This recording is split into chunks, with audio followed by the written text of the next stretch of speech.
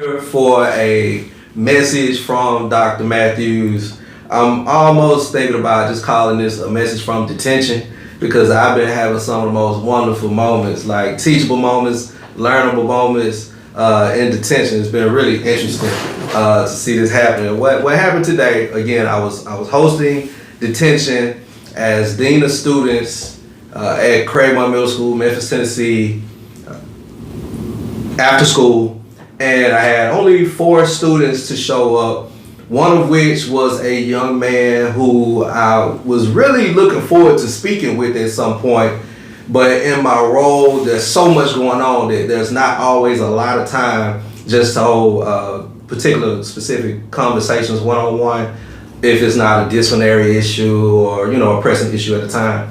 I wanted to speak with this young man because I was impressed with him and observation. When I was in his classroom observing his teacher, I was impressed with the young man whom before the class I had never really paid any extra attention to because, again, primarily my role revolves around behavior and discipline. So I get a lot of, this student is in trouble, this student, has an issue or a problem, and this wasn't a student who was in trouble. What caught my attention was the way he dealt with the literature that was being discussed in this particular class. When I say the young man, he spoke well, he read well, he analyzed well, and I was impressed because he had a very calm manner about himself. Didn't carry a backpack, does not carry a backpack. Does not necessarily bring books and necessary supplies. So when I saw the young man, and he also entered into the classroom late. So as I'm paying attention to patterns in the school and trends in the school, I noticed this young man had actually been late, on several occasions. But again, discipline, behavior, attendance kind of falls under some other umbrellas.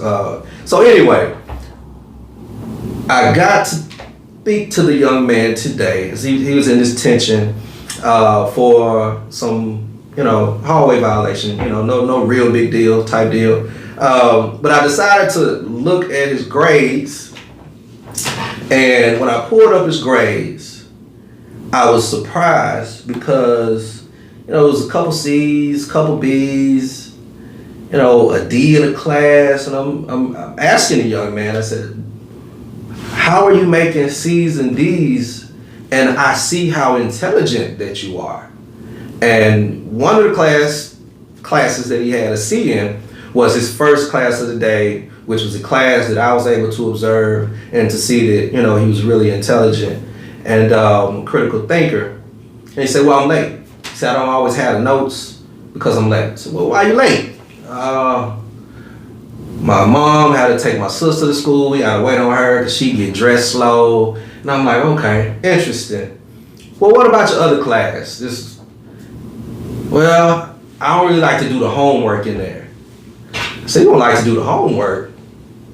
Why don't you like to do the homework? Well, I don't like to read. And that statement bothered me to hear the young man say, I don't like to read, but it didn't bother me in a way where I felt like I was upset with him or that I did not understand.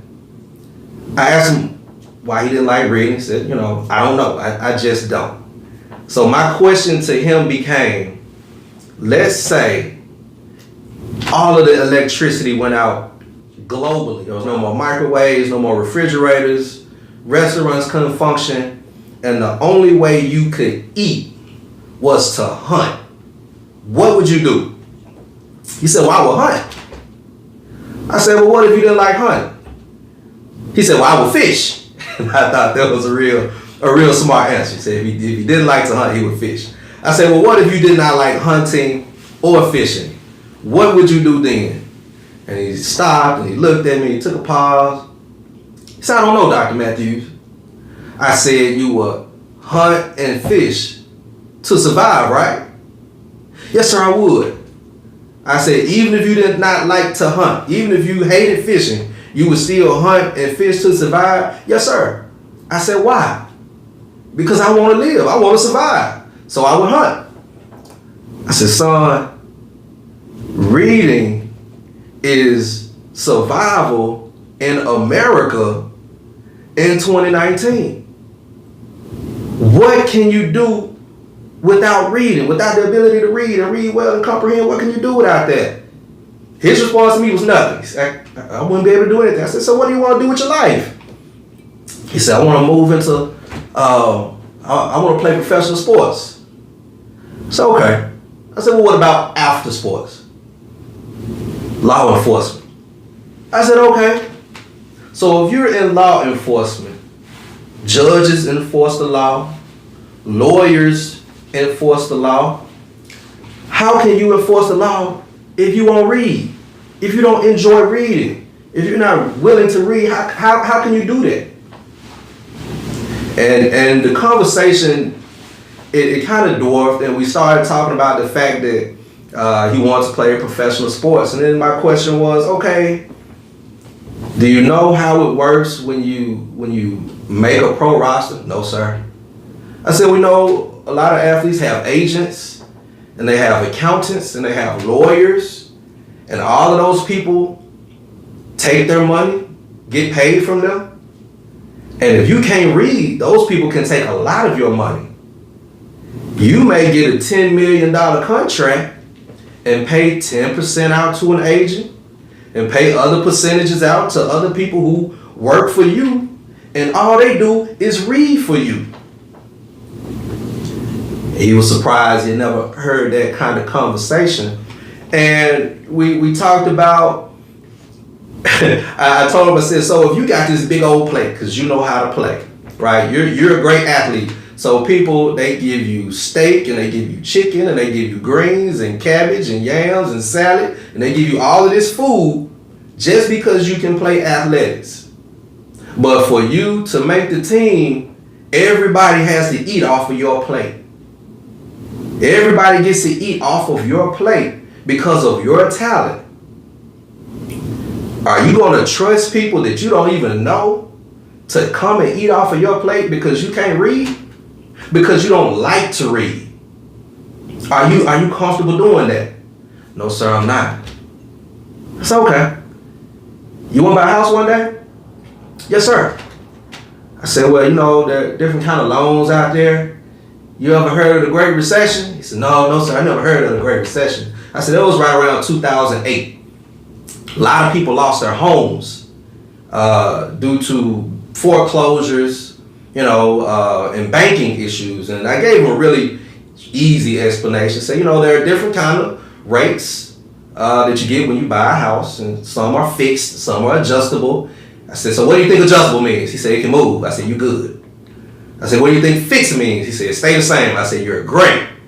I said, so if something is adjustable, can it go up? Can it go down? You can go either way. You can move, right? So we talked about how people were signing up for adjustable mortgages, adjustable rates, not realizing that if they missed a payment or if they missed a series of payments, that their mortgage rates will go sky high and they will ultimately lose their homes because they did not read.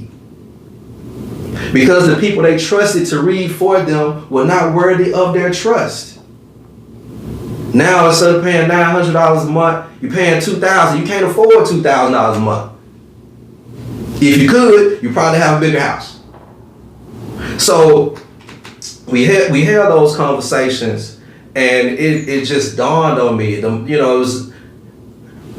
We have to make reading a priority. I don't understand in this current situation in 2019, United States of America, education, whether you black or you white or whatever color you are, but especially, in the black community, literacy is an issue. So we know that this is a black issue. It's also a world issue, because if we look globally, the United States is lagging. We're falling behind other countries where we were at once the trendsetter and the trailblazer in regards to education. So how do we prioritize reading? How do we make this real for our students? So it was a learning moment for me because it just helped me to appreciate how we need to incorporate to our kids, the importance and how in our homes we have to make sure that our children are reading and that they're reading things they enjoy. If they love cars, give them a magazine about cars.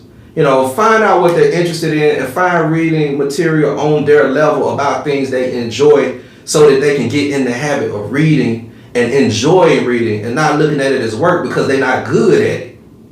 Nobody wants to get up every day and do something they're not good at. So let the children practice at home reading things they enjoy so that when they get to school, they don't struggle with reading. And they get more practice because, again, as I let him know, when you're in social studies and you're in English, you're practicing your critical analytical skills. You're practicing your reading and comprehension skills, and you're learning at the same time, right? You're learning about manifest destiny. You're learning about the Emancipation Proclamation. You're learning these things, but you're practicing how to read and comprehend.